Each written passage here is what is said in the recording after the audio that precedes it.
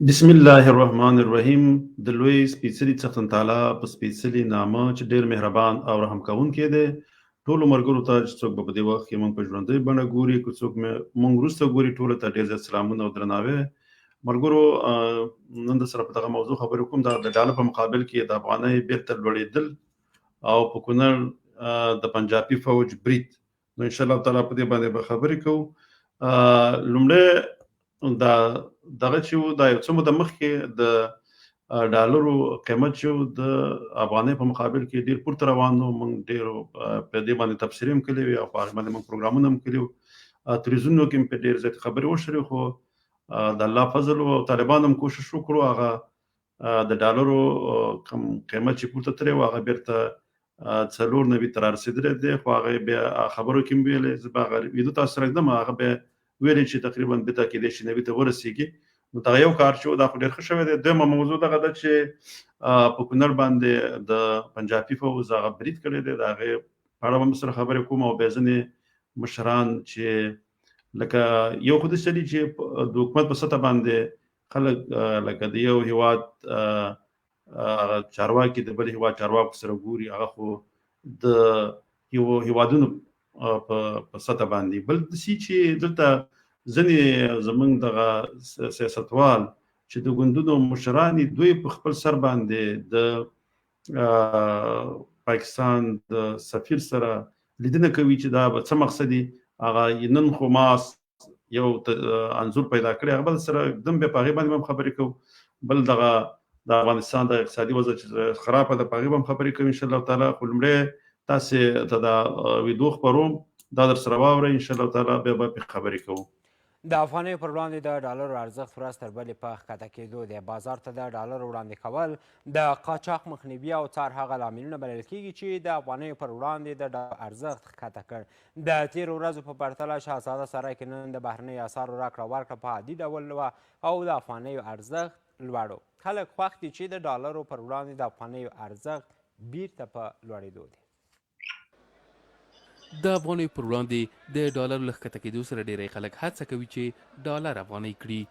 د هرې ورځې په تېرېدو سره د ډالرو ارزښت ټیټ او افغانۍ بیا پورته روانه ده چې اوس یې خلک هیلهمند کړي دي. د شهزاده سرای د صرافانو ټولنه وایي افغانۍ نور هم د باثباته کېدو خواته روانه ده او په راتلونکو څو ورځو کې به هم د ډالرو ارزښت ښکته شي. افغاني وضعیت هم مخ پر شکېدو دی. ان شاء الله موږ نور هم امیدوار یو چې نور هم افغاني خپل اصلي حالت ته راسي. اوس هم هغه خپل پخواني حالت کې قرار لري. د همدغه نرخو څخه بدبختانه دا لوړه سوې وه چې ناکه د تبلیغاتو پر اساس، او موږ امیدوار دې ته یو چې د تر نوي پورې راورسېږي. د صرافانو ټولنې په وینا د ډالرو د قاچاق مخنیوی، د ډالرو زیاتوالی او د اسلامي امارت کنټرول د دې لامل شوی چې افغانۍ با ارزښته کړي او اسلامي امارت څېړنې پیل کړي چې د ډالرو قاچاق څوک کوي. بله و هغه چا چې غوښتل چې قاچاق وکړي مخه یې نیول سوې ده. قاطع اعلامیه موجوده ده، د افغانستان بانک قاطع برخورد موجود دی، د هغو بالکل مخه نیول سوې ده. هغه کار نسته دلایل هم، او په مارکیټ کې ډالر هم شته. هغه خلکو چې په ډېر وارخطایي باندې ګران رانیولي وه، اما خلک بیرته ډالر راوړي افغانۍ کوي او په مارکیټ کې په پرېمانه اندازه فضل د خدای دغه د ډالر موجود دي. یو شمېر ګرځنده صرافان بیا وایي که اسلامي امارت د ډالرو د قاچاق په مخنیوي کې جدي پاتې شي د افغانیو ارزښت نور هم ښه کېږي. ان شاء الله خدای مهربان دی. خلکو دومره تقاضا و د ډالرو ته نه ده، افغانیو ته زیاته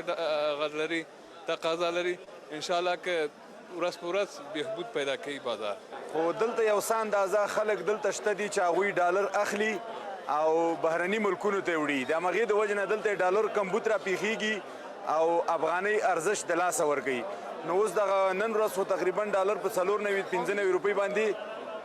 تبادله کیږي. نو علت یې دغه ده چې هغه ځای کې پاس به چې کومه بولي کېدله هغه یې اوس بنده کړې ده او د افغانۍ ارزښت ماشاءالله ډېر ښه شوی ده. د شنبې په ورځ د کابل په شهزاده سرای کې یو امریکایي ډالر 4.90 افغانۍ تبادله کېده، په داسې حال کې چې د پنجشنبې په ورځ 104 افغانۍ و. یو شمېر خلک لا هم نیوکه کوي چې ګڼې د خوراکي توکو بیې اوس هم لوړې دي او په دې برخه کې د اړوند چارواکو د جدي اقداماتو تمه لري. نو دغه مسله خو یو څه ښه شوله، ځکه په دغه د افغانۍ په قیمت پر اورېدلو باندې موږ ټول ډېر زیات تشویش هم کوو او خفه مو، ځکه د افغانۍ د قیمت اورېدلو سره دغه دغه چې دي د توکو هغه کوم دغه چې دي قیمتونه هغه پورته ځي او په هیواد کې قیمتي راځي او په داسې حالاتو کې چې خپله د افغانانو اقتصادي وضع اوس هم ښه نه ده، نو که دغه څومره چې ډالر جګیږي او د توکو د قیمتونو ورسره جګیږي، نو دا زموږ افغانانو ته ډیر زیات نور مشکلات هم پیدا کوي. نو دا ښه شو چې دغه قیمت د افغانۍ قیمت چې طالبانو یو له مخه ونیوله او هغه قاچاقبران چې ډالر پاکستان یا ایران ته انتقالول د هغې مخه نیول شوې ده. دا اوس ښه کار شوی دی. او بل دا کار دی چې کیدلی شي دې کې ځینې داسې وو چې د شاته میډیا هم وه چې هغوی هلته سیستم یې جوړ کړی په واتساپ کې څه ګروپونه وو، هغوی دغه د ډالرو د افغانۍ په قیمت راټولو کې د هغوی هم لاس و. زه انشاءالله تعالی دا کار وشو، هغې خو لا دا هم دغه کړی چې اوس په 490 کې دا انشاءالله تعالی 90 ته به بېرته ورسېږي. نو دا ډېر یو لوی کار دی، ځکه موږ په دې خفه وو، ځکه چې پاکستان همیشه دا غواړي چې د افغانۍ قیمت بېرته راواړوي، ځکه دې کوشش کې دی. نو هغه هم د خپل هلې ځلې کوي، خو الله دې دغه په دغه خپل عزم او په دغه اراده کې هېڅکله کامیابه نه کړي. نو زه دلته درته دغه دا دویم دغه دا دی لکه دا لکه څوک وایي چې دا ډراون حمله وه په کونړ کې، همدې کې داسې لیکلي وو، ما دا د غازي د وال نه راواغوست، لیکلي وو کونړ کې طالبانو ځایي چارواکي بي بي سي ته منلې چې ډیورنډ کرښې ته څیرمه د کونړ شلتن ولسوالۍ کې پاکستان تیارو ډرون برید کړی او د برید هدف د پاکستاني طالبانو مشر مولوي فقیر محمد و. خو طالبانو مرستیال ویان بلال کریمي ویلي چې ډرون برید نه بلکې د پاکستان له اړخه دې پلو ته توغندي ویشتلي. دا بي بي سي به ته ویلي دي. یو دغه هغه ځایي چارواکو خو ویلي چې دا دغه دی، دا خپله ډرون دی د پاکستان د اړخه شوی دی او هغه طالبان چې د پاکستان په ضد باندې جګړې ته دوام ورکوي، بلکې هغوی هغه کومه د سولې معاهده چې د پنجابیانو غوښتله چې ورسره وکړي، هغه یې ورسره ونه منله. او دغه طالبان د پښتونستان طالبان هغه ویلي چې د فاټا دغه منطقې چې دي دا باید د لوی افغانستان برخه شي او خیبر پښتونخوا سره به وروسته ګورو. ځکه دا زه د خپلې د طرفه نه ویم، دا نجم سیټي په خپل یو پروګرام کې ویل. نجم سیټي هلته صرف یوازې خبر ژورنالیست یا خبرنګار نه دی، بلکې هغه په لوړو پوستونو باندې کار کړی دی. هغې دا خبره وکړه چې دغه طالبانو نو هغه دغه ونه منله، نو دې په خاطر باندې کېدلی شي دا خپله همدغه ډرون حمله یي، ځکه په دې کې به غواړي چې د طالبانو هغه مشران چې د پنجاب ضد دي یا د پاکستان ضد دي، هغه په خپل هدفي وجنو کې له منځه ویسي. ځکه دوی دا کار د انګریزانو څخه زده کړی دی. او پرونو نن د عوامي نشتر ګوند هغه یو بل غړی چې دغه ته ولاړو انتخاباتو، هغې هم په هدفي وجنه کې وژلی دی. دا ټولې خپل هم دغه آی اس آی کوي، ځکه دا طریقه او تماغه د انګریزانو د وختو پاتې ده چې په ولس کې دهشت خور کی او وی ډاري چې خپل حق ونه غواړي یا خپلواکۍ طرف ته لاړ نشي. نو دغه یو ویره ده چې دغه په پښتون ولس کې دی دغه کوي خبروي. نو دا کار خو دغه به دغه دی. دا زه په دې باندې لږ نورې خبرې مو کوم، به احساس کوم یو څرګندونه را لېږلې وه هغه به مو لولم، که هغې کې څه سوالونه وه به انشاءالله تعالی ته جواب ورکوو. بل دا تاسې وګورئ ورونو، ځکه دا زاخیلوال صاحب چې دی دا دلته دغه سفیر سره چې دی ګوري د پاکستان، نو موږ په دې پوه نه یو چې دا د دې نه څه غواړي. نه دا دې ته ځان غواړي چې زه ستاسې ډېر وفادار یم، د خپل هېواد افغانستان هم تاسې ته ډېر وفادار یم، او که وشي کومه چوکۍ یا کوم مقام تاسو د طالبان نه خواست وکړئ چې ماته هم راکړي یو مقام، ځکه دوی په دغه چوکو باندې عادت دي او د افغانستان سره په غدارۍ کې عادت شوي دي، ځکه چې دوی مخکې ډېر مال د افغانستان بهرني هېوادونو ته ویوړو. یوازې دا نه، خو موږ به لکه دې کې دغه توپیر نه کوو. داسې شمالي ټلوالې ټولو کې ډېرې وو، ډېرې پیسې او هغه څه مرستې چې راتلې ټول هغې وهلې. خو دا هم لکه زما په دې خوښ نه شو، ځکه چې دا لکه اوس ته د سفیر سره څه کوې، خو ته که د یو ګوند مشري کې خپل د افغانستان دپاره وکړه. ته خو یو اوس په دې وختونو کې د هېواد کوم چارواکی هم نه چې ته کوم لکه دې سره ګورې او کوم د هیواد په اړه ورسره خبرې کوي، خو ته به سره د څه په اړه خبرې کوي؟ همدا به ورته وایي چې زه بس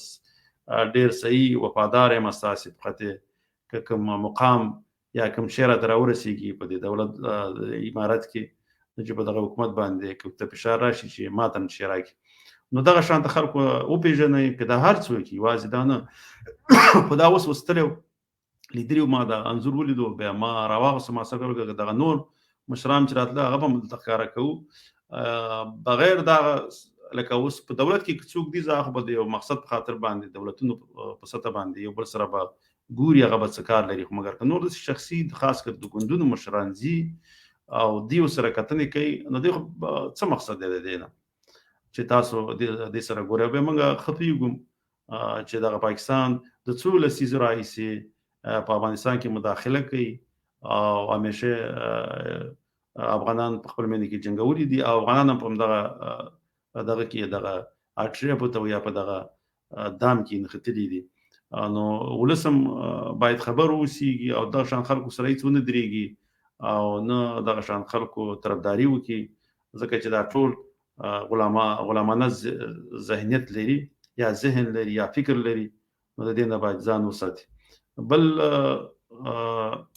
دا وګورئ ملګرو، په افغانستان کې دا اوسنی حالت چې دی لکه دغه کومې پیسې چې کنګل شوي دي یا د کوم اقتصادي ستونزې چې په افغانستان کې راغلي دي، نو دغه شان د حالاتو ته افغانان رسولي دي. الله دې په افغانانو باندې رحم وکړي او د هر چا چې د خپلوان یا کوم کلي کې اوسېږي هر سړی د خپلې لارې کومک وکړي، ځکه نه داسې چې لکه نورو ته ورکوي یا کوم خیریه بنسټ ته خلک ورکوي او هغه د هغوی د لارې تاسو غواړئ کومک وکړئ، هغه به کېدای شي خلکو ته ورسېږي که ونه رسېږي په ټول دغه 20 نیونن دی هغه منیګرام دی، لکه د دې لارې تاسې کولی شئ هلته خپلې مرستې وکړئ. اول که خپلوانو کې څوک ضرورتمند دی هغې سره باید خلک وکړي، که هغه نه په کلي کې خو باتمن لکه دغه ډېر زیات دي حاجتمند او ضرورتمند خلک د هغې سره باید دغه کم افغانان چې بهر هیوادونو کې اوسېږي هغه باید کومک وکړي، لکه په پټه باندې کوي که خو د خپلې لارې دې وکړي، ځکه دغه خیري بنسټونو هغه معلوم نه دی چې هغه هغوی ته باید څه رقم رسېږي، هماغه ضرورتمند دې وګوري هلته که څوک وي د هغې د لارې دې ورسره مرستې وکړي، اول دې د کلي نه شروع کړي، بیا وروسته د ولایت په سطح وکړي او بیا وروسته خو د هېواد په سطح که د چا ډېر وس کېدو هغې کولی شو، خو لا نوره ډېره ښه ده، خو اول هم هغه د کلي په خلکو باندې اولنی رقم اول د خپلوانو دی، بیا هم هغه د ګاونډیانو بیا د کلي راځي، د کلي یا کوم ښار کې چې اوسېږي د ښار راځي، نو دغو سره دغه خپلو مرستې وکړئ، ځکه دا په ټولو افغانانو باندې دغه خپل دغه افغانان چې اوس په دې وختونو کې ځورېږي د اقتصادي ستونزو نه په دې باندې حق لري چې دا ورسره کومک وکړي. نور نو الله دې وکړي چې په افغانستان کې امن راشي او طالبانو خو په دغه یو کار دا څه ورته وکړه ودرېږه ورونو، زه به دا تا چې دا د کلمې والا خبره دې کړې زه تا بیا راخلم، ښه ځکه ستا علم ماته معلوم شو، زه به تا راخلم او دغه ستا سوال ته زه جواب در کوم، دغه سوال ته زه جواب در کوم، خو زه اول به هم د ستا د سوال نه بیا شروع کړو. ښه دغه دی، دا ماته وایي ته اول مونږ ته شپږمه کلمه تېره کړه بیا ستا خبرو باندې عمل کوو که نه ځان مه ستړی کوه. اول خو تا ته زه دا پوښتنه کوم که ته چېرته یو عالم یې ته اول په دې باندې سوچ وکړه چې دا شپږمه کلمه شته دی که نشته دی، دا چې دا کلمې چې تاسو ویې په پاک او هند کې دا تاسو جوړې کړي دي چې دا کلمې په اسلام کې شته، په همدغه شکل باندې شته دی په اسلام کې په محمد صلی الله علیه وسلم په وخت کې وي او که دا جوړې شوي دي دغلته بیا ته راځه دا سوال کوه، ځکه اول خو تا سره دا علم نشته دی چې ته د دغه شپږو کلمو په اړوند باندې ته علم ولرې. اوله کلمه دویمه کلمه دا شتون لري، هغه په دغه شکل باندې نه ده چې په کوم شکل باندې موږ ویو په قرآن کې لکه لا اله الا الله شته، بیا هغې سره وروسته محمد صلی الله علیه وسلم نوم لګېدلی لا اله الا الله محمد رسول الله، بیا وایي بله د شهادت کلمه، دغه دوه کلمو نه علاوه دغه نور دی وګوره دغه د پاک هند کې هم دغه د هند مسلمانانو او دغه د پنجاب مسلمانانو جوړې کړي دي او دې دغه ترتیب ورکړی دی. دا کلمې په خپله وشه د تاریخ وګوره، د په اړوند باندې پوره معلومات وکړه، بیا وروسته راځه دا سوالونه کوه، ځکه دا ستاسو د هماغه ناپوهه خلکو سوالونه دي چې په دغه کې سوشل میډیا کې یو بل نه کوي او دا ته داسې فکر کوي چې شپږمه کلمه یا پنځمه کلمه دا کوم داسې غټ دغه دي او دا چې اول دلته چې ما ماشومانو ته لکه انلاین باندې درس شروع کړو نو ما پښتونخوا یو قاری و هغه زما زوی ته دا به موته مال لوستلو که تاول د تاریخ ماته وی او به سره راځه ته دغه شپه کلمې ماشومان ته دغه کوه آیا په دې ترتیب باندې دا شته که نشته ده نو ځکه دغه ستا د سوال دا جواب ته لکه اول خپل اسلام ولوله ځان په خبر کا به وروسته راځه دغه په اړوند باندې سوالونه کوه نو دا اصلا ما نور خبرې کولې خو اول من دا ستا دغه راغستو چې دې ته جواب ورکړم دا ستا جواب وخه چې خپل ورشه د تاریخ ولوله چې دا په دغه طریقه باندې په اسلام کې شته محمد صلی الله په وخت کې وي او دا چا جوړ کړی او په کوم وخت کې جوړ شي دغه ولوله به سره شپه سوال کوه به تاسو زه تیر کوم چې دا شانته و په راځه زمانه دا سوال کوه خدا زنه پیغام چې دینه بعد به کوم بل سوال زرا واخلم نو دا د پاکستان کار دی چې اسلامي هوادونه خدا بس د حکومت ده او ستو کوي دا ابل تا ته یو بل دغه درته کوم ګوره چې کله سورۃ العصر کې وایي کنه والعصر ان الانسان لفي خسر الا الذين امنوا نو دا ود سی وای کده لکه وای چې والعصر وای زما د زمانه په وخت باندې قسم دی الله پاک قسم خوري ځکه زمانه ډیره لنډه ده څوک ورته مازیګر هم وای کنه والعصر ان الانسان لفي خسر چې انسان چې دی هغه په نقصان کې دی الا الذين امنوا مگر هغه خلک نه چا چې ایمان راوړی دی الا الذين امنوا وتواصوا بالحق وتواصوا بالصبر او څوک چې لکه یو بل ته د نیکی هدایت کوي او به پاغه باندې که څوک هغه ته خراب خبره وکي یا چې ته وکي او پاغه باندې صبر وکي صرف ماغه خلک چې دي هغه په کامیاب کې دي نو ټول انسانان چې دي هغه په نقصان کې دي دا مې د دې خاطر باندې ویلې چې چیرته زه د خپل خبرې کوم زه په دې باندې پوهیږم چې زه په د حق لپاره خبرې کوم د خپل ولس لپاره او د هغه د پوهاوي لپاره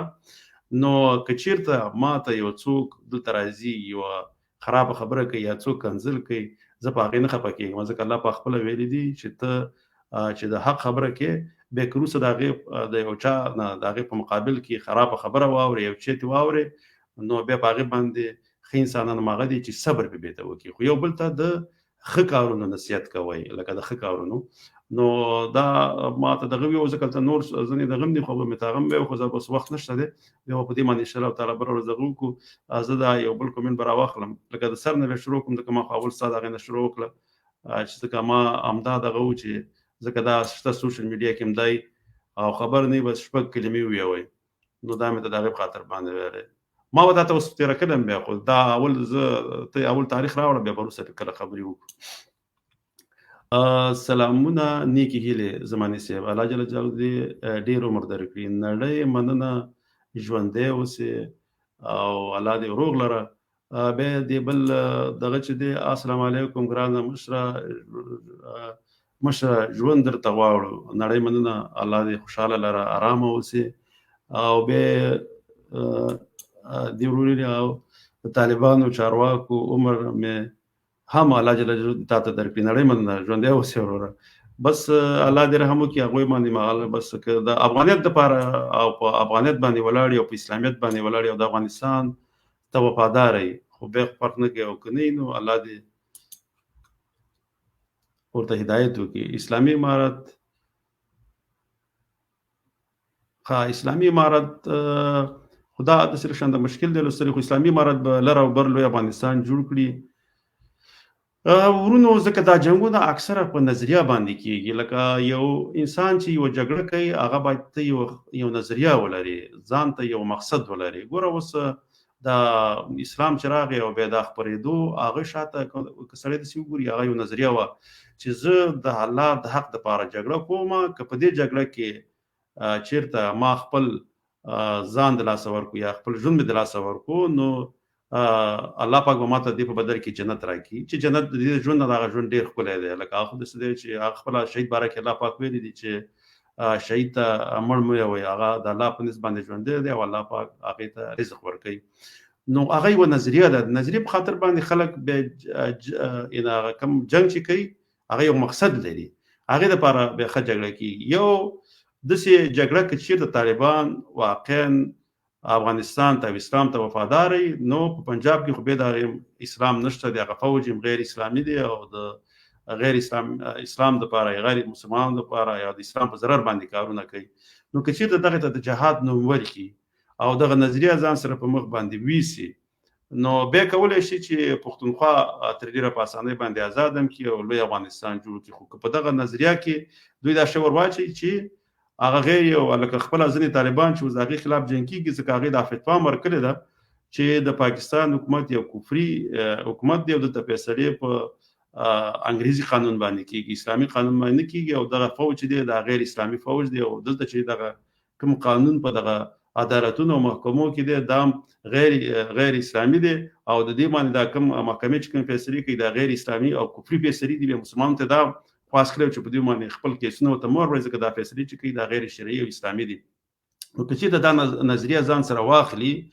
او د افغانستان طالبان هم ورسره وسیوځي شي ځکه چې بیا د هغې په کونړ کې هم لکه زموږ په خاوره باندې لکه هغوی بمباري کوي نو بیا په کار دا ده چې دوی هم دغه د پښتونخوا طالبان سپورټ کړي او راسن د ایس آی او د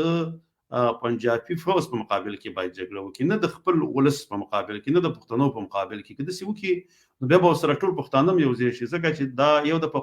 یوه جګړه به بیا د هغې د پښتونخوا د آزادولو دپاره او د افغانستان د جوړولو دپاره به کېږي. نو که هغه جګړه که چېرته دوی وکړي نو لکه یو خو به هغه یو مقصد دپاره به مې نظریه به هم ښي نو دا یو ښه نظر دی لکه هم د دې دنیا دپاره هم دغه دنیا دپاره دې دنیا دپاره به تیارې جهات یو لوی افغانستان به پکې جوړ شي او امارت به هم لوی شي. او که داسې نه وي او هسې بس هغه د پنجاب دغه لکه دغه فوج ته او دغه پاکستان ته د اسلامي ورور فکر کوي نو دا خلک بیا ذهني غلامان دي ځکه دا بیا په حقیقت کې صحیح افغانان هم نشي کېدلی. ځکه زه خو دې ته همیشه دا خبره کړې چې یو خو دغې ته تاسې دغه مه وایئ دا پاکستانیان ځکه دوی د پښتونستان پښتانه دي دا ورته بیا وایي. نو زه دغه نور کومنټونه هم ځینې پکې ولولو بیا به پکې خبرې کوو. زماني صاحب دا سم نه ښکاري دا بیا ډېر رکوډ دی.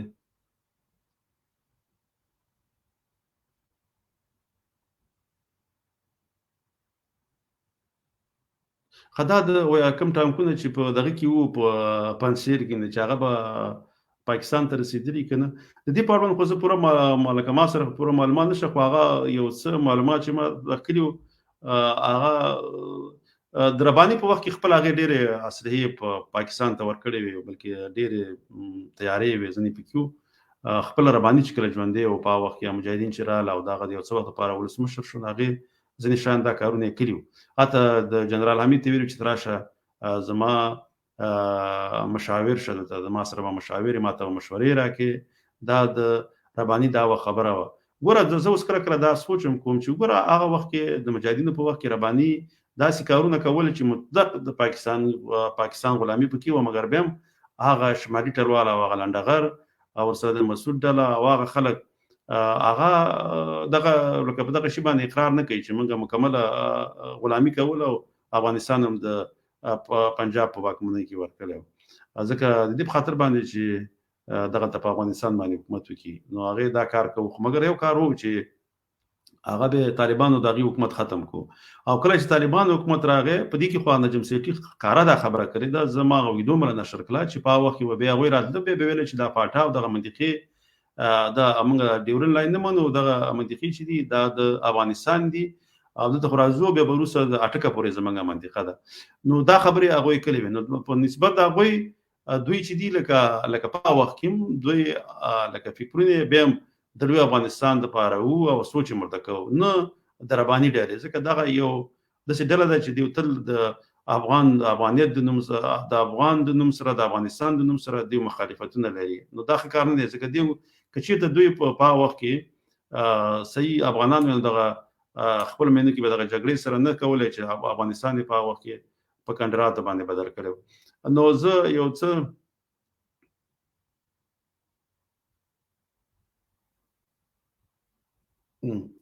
دلته دا ګوره یو څوک چې څه رقمي بل نه پردم دا خو زه د دغه دا کومنټ خو نه ویم خو محمد حنیف بنګش دی پښتون هم دی خو دا داسې پښتون دی چې ذهن پنجابی دی او خپله چې دی هغه دغه دی ګل خان دی ټایپ والا سړی دی. نو دی چې خپله کوم شی دی دا بل نه پرته ماشان ته فکر کوي. یو بل دا کار دی چې دغه تلویزیون کې چې دا د پاکستان پنجابیان هم ناست دي پښتانه هم ناست دي او غلط معلومات ورکوي افغانانو ته او خپل دغه پښتنو ته لکه ستا غوندې ګل خانان نیتی جوړ کړي دي چې رابوټ ټایپ شي نه چې څو هغه سافټویر ولا پکې څنګه اپډیټ کوي ما شان ته به دقیق ستا مثال د یو رابوټ دی نه خپل احساس لري نه خپل فکر لري نه د پکې د پښتنو هغه احساس شته نو ستا کې هغه پنجابي چې کوم سافټویر هغه در پکې د خوستره دي او هغه به سره کوم هغه اپډیټ کوي ما شان ته ستا ما حرکتونه به ستانه کیږي ځکه چې ته چې دی لکه یو علي د پنجاب د پاره نو دا خبرې زما محمد حنیف بنګشته وي خو به دغه بل ورونه او هغه ما چې مخکې کوم تصویر ښکاره کړو هغه کې تاسو ویلي چې هغه خپل وفاداري پنجاب ته ثابتوي بالکل همداسې ده بالکل همداسې ده خو دا هم دغه یې کړی دی خدا خو ما بل چې دی دا نصیر خان افغان دې ته خو ما جواب ورکړی و ځکه دې د کلمې باره کې ویل هغه باره کې ورته ما خبره وکړه نو دې کې چې دې بل ورو لیکلي لر او بر یو افغان نړۍ من نور وروره او دا اوس چې کوم کانفرنس په پاکستان کې جوړیږي داسې صرف خلکو ته ښکاره کوي خپل پنجابیانو ته هم ښکاره کوي ګل خانانو ته ښکاره کوي نه چې وګوره موږ د افغانستان دپاره پاکستان کې فیصلې کوو اول خو تاسې نران شئ ځکه د امریکا دومره غلامان یاستئ چې تاسې چې دی لکه د پاکستان ګل خانان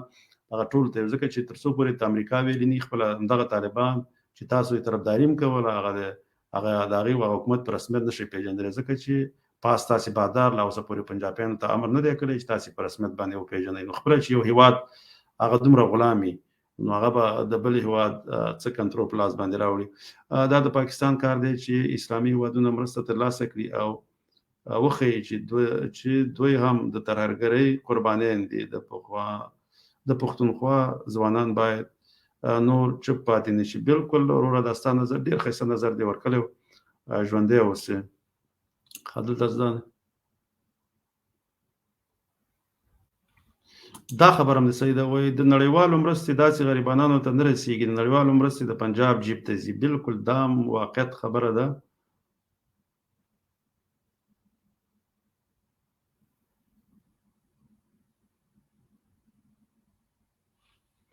زه چلی چې دغه حنیف بنګش ته زه وایم زه چې کومک کوم یا مرستې کوم د هغې نه ته څه خبرېږي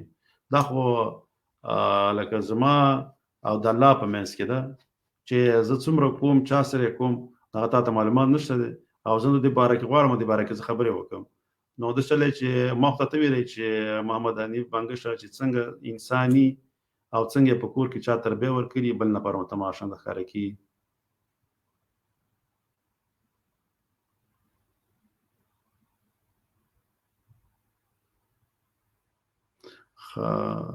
ایوب خان افغان دې ته خزه به تاسو وروره دا وایستا دا محمد علي بنګش زه نه پوهېږم دا څه دغه دی وایي ستاسو غوندې خلکو ملک حالات خرابه کړي زموږ غوندې خلکو ملک حالات څه خرابه کړي موږ خو د هېواد دپاره کار کوو خپل خلک وخېرو پښتنو ته لاره ورښیو چې د پنجاب په دې غلامۍ کې مه اوسېږئ ستا غوندې خلکو نه چې لاره خطا شوې ده او دغه د پنجاب نصاب دی دغه مازغه دومره برین واش کړي دي او دغه میډیا چې د هیڅ نه خبر نه به سوچ دي بغیر د کلي او هغې نه بهر نه وځي چې په تا باندې حکومت د چا دی څوک دی واکداره دی تر اوسه پورې د چا په غلامۍ کې په وسایل د څوک واکمن دي ستا دغه د خاورې د پښتونخوا واک د چا سره دی نو تا سره ته په دې شی باندې نه پوهېږې نو ته به تا سره به زه نورې څه خبرې وکړم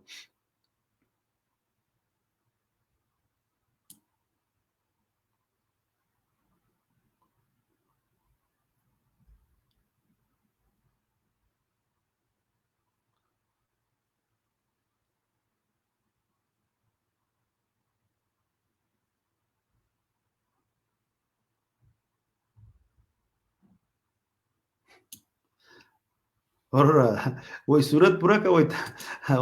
وای صورت پوره کوئ دا پکې دغه وکړم صورت خو ما پوره کړو هغه خو ما هغې دې په خاطر ونه کړله خو مې ته دې په خاطر وکړه چې هغه که مقصد دپاره څوک کار کوي باید په هغې کې بې د صبر وکړي نو هغه مې ته دې په خاطر کړې وه دې په خاطر مې ته نه وکړلې چې دغه دی د صورت خو خپله د عصر صورت چې د خپله ډېر وړوکې صورت دی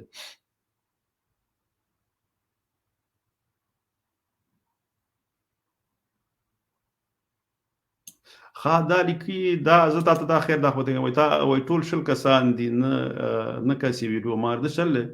وروره تاسې لکه دغه رقم ستا غوندې څوک چې ذهن ولري دا ځي کنځلو ته کښېني او ډېر پښتانه چې دي هغه دغه علم سطح لکه اوس په دې وختونو کې دومره ده چې د هغې د انټرټینمنټ دپاره ښه ذریعه چې د هغه کنځلي دي زه یې ځکه خپله هماغه کنځلو پروګرامونو ته کښېني هغه ګوري ما لکه ته څوک راځي هغه به یې که نه وروسته دا ویډیو وګوره بیا راشه پخوا ما چې ویډیو کولې 4 لکه ته هم رسېدلی نو ما مقصد دا دی چې خلکو ته ورسېږي او که هغه نه رسېږي بیا ما ته طریقه معلومه ده چې خلکو ته رسوم هم پنجاب پورې پنجاب ته یې در رسوم او په هغې هم اورم ځکه دا ته چې اوس اورې ته خو بیا اوس اورې او نور به بیا سبا ته راشه بیا هم دا ویډیو وګوره چې بیا څومره زره خلکو به کتلي دا مې صرف تا په خاطر ویله ځکه نور مقصد مې دا نه و هغه بیا زه رسومه درته انشاءالله تعالی هغې نه بېغمه اوسېږه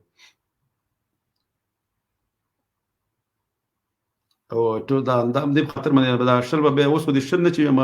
لس یې وګوري بیا سبا ته ګوره چې بیا هغه کوم ځای ته رسېږي هره ویډیو ته بیا ګوره راشه هغه په دغه کې وګوره چې څومره کېږي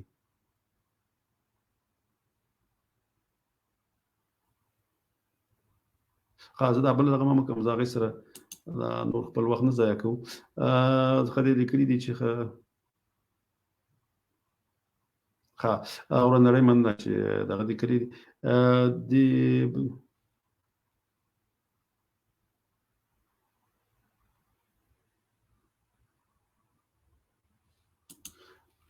او نو د پنجاب په سکرونو کې خو د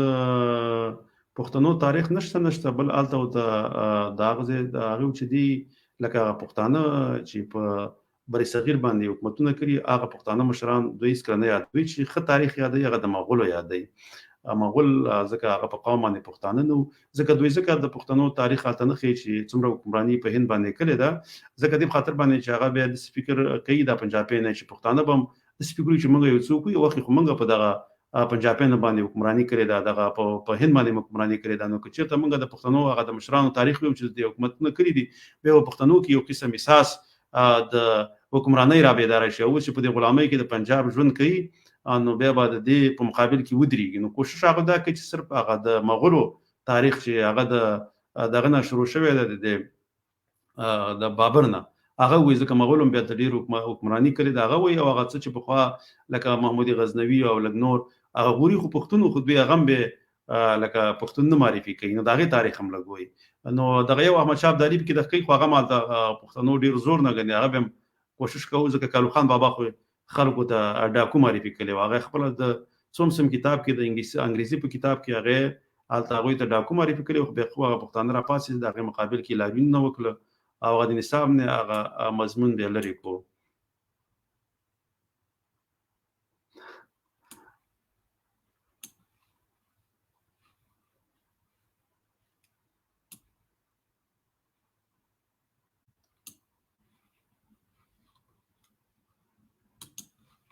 هذا شل چې ان شاء الله تعالی الله خو دې اول خو مونږ نه پوهیږو چې څوک مخکې مري خو که چېرته نږدې وي او دغه شوی وي بیا به مې د جنازې مونځ خپله ما به لوستلی وی به د پاک کې وخت کېدلی وی چې جنازې مونځ څنګه دی او زه یې کولی شم که نه شم کولی خو دې نه ته بېغمه اوسېږه انشاءالله تعالی که کله دغه شو او چېرته نږدې وي او که چې زما نه مخکې شوی همدا زه به انشاءالله تعالی وصیت وکړم بیا به راځه جنازې مونځ درځه وکړم بیا به معلوم شي چې جنازې مونځ کولی شم که نه شم یې کولی ښه دا مې تا ته ویلې بیا دغه وکړه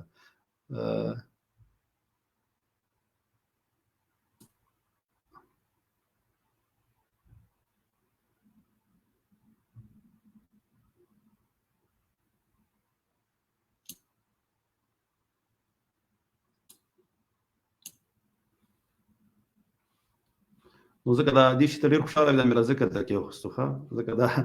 ډېر دغه کوو ما دله راپورته کړو ځکه چې دغه دی او زه خو ستا دغه نه یم چې ته ما ته وایې چې دا وي او دا وي او زه به هغه ما ستا د خبرو مطابق به کار کوم دا مې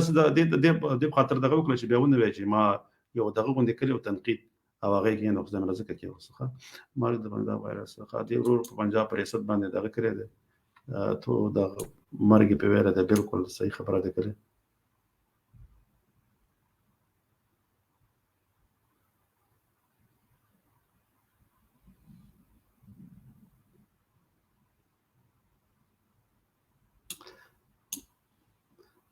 نو زه به تاته نور څه زه ستا دا کمنټونه بیا ځکه دا لیکلي چې په کول دې په $100 رانیولی دی. موضوع د چی موضوع ده؟ موضوع خو ما خپله موضوع باندې ما خبرې وکړې، اوس خو دا زه دا ځینې کومنټونه مې خو زه په دې باندې ستا باندې نور وخت نه ضایع کوم یاره، ځکه چې ستا دغه دی لکه ته غواړې چې هغه اصلي خبرې نه بل طرف ته موضوع بل طرف ته ویسي. نو دغه ډاکټر صاحب سلامونه علیکم. مننه ډاکټر صاحب. او اصل موضوع باندې خو چلو چې موږ خبرې کړې دي، لکه موضوع دا و چې یو خو دغه د افغانۍ قیمت چې دی لکه هغه مخکې موږ هم پرې دغه کلي وو، هغه قیمت د ډالر په مقابل کې لاندې راغلی او هغه ښه دی بېرته پورته شوی دی. اوس ډالر چې دی تقریبا د 94 افغانو برابر شوی دی، حتی یو وخت کې ډېر پورته تللی و. نو هغه نن یې خبرې وشولې وایي چې کېدلی شي دې نه هم راکښته شي. نو انشاءالله تعالی الله بیا دغه کړي. او دغه ډاکټر صاحب نړۍ مننه ستا دغه مې خو فرمان الله هم یو دغه رالیږلی دی.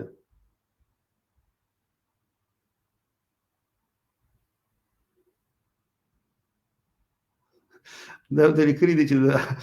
فرمان الله ستا دغه مې ده خو هغه نه ما خو ته ویلې که مالکه ځکه الله دې زما دا مخکې مو وفات کوه که چې دغه شو د جنازې مونځ به دې زه وکړم. نو په هغه چې کله ما مونځ کوې به ته معلومات وشي جنازې مونځ مې زه دی که نه دی زه، خو راجکار یې تام ورته دغه ورکړی دی.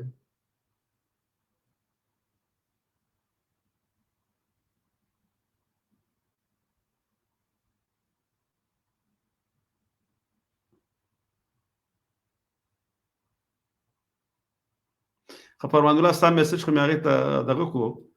نو بس زه دغه کار ورسره ته کوه، نو هغه مې هغې ته دغه کړو.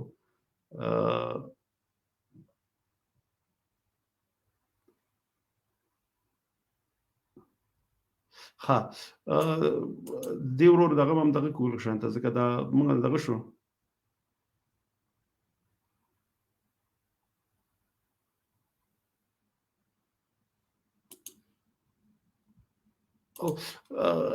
ناصري صاحب راته لیکلي وو د جاهلو خلکو کمنټونو ته اهمیت مه ورکوه. نه بلکل صحیح نه، زه خو خپله دغه مقصد خاطر چې راځم د هغې دپاره راځم. هسې دې کله کله دغه هم شي مالزه لکه همیشه سړی باید دومره سنجیده یا دغه ونه اوسېږي، کله کله هغه پکې خپله ما راغستو، ځکه ما کولی شي چې راغستلی هم نه وی چې دا دغه دی ده شپږمه کلمې وي او دا وي او هغې په اړه کې ورته ما معلومات ورکوو چې دا په اسلام کې لکه نشته دا خپله هندوانو د هند د مسلمانانو او دغه جوړې کړي دي، دا د پاکستان د پنجاب مسلمانانو دا نشته دی. دا دوه کلمو نه علاوه دا نورې چې دي دا دوی خپله په خپله ترتیب یې ته په خپله جوړ کړی او دوی ته خپله معلومات هم نشته دی. نو هغه مې ته ځکه دغه وکړو. ها نور نو تر بله ویدو پورې په لوی الله جل جلاله سپارم. خوشحاله ارام او سوکاله ژوند لرئ. تر بیا د لوی الله جل جلاله په امان. ژوندي اوسئ ورونو.